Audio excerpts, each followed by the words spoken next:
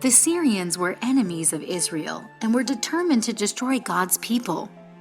But God knew the secret plans of the enemy and gave the prophet Elijah the miraculous ability to hear every part of their wicked plan.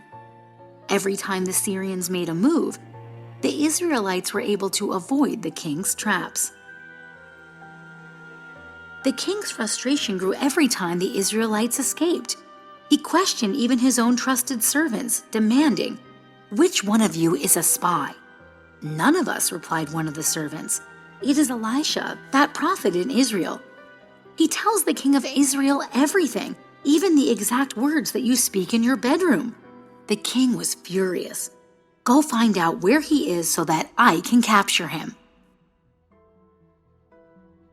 When the king of Syria found out where Elisha was staying, he sent a large number of armed men, chariots, and horses after him.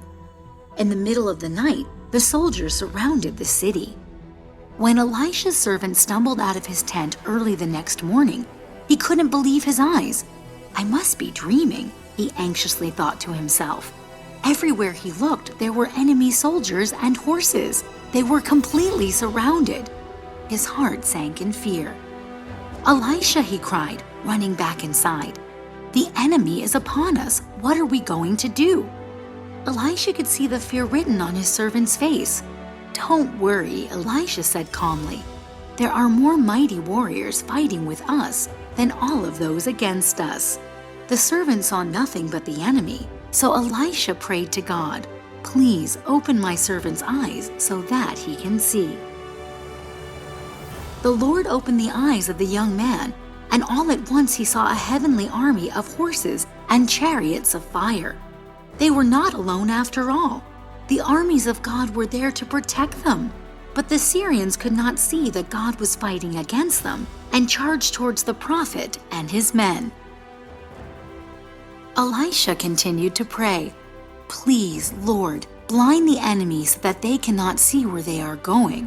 So God blinded the Syrians as Elisha had asked, and they stumbled around in darkness and confusion.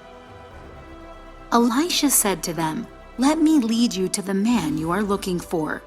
Then he led them to Samaria and right to the king of Israel, where they became his prisoners.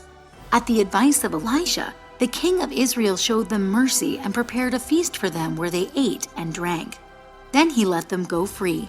After this, the Syrians gave up their attacks on Israel.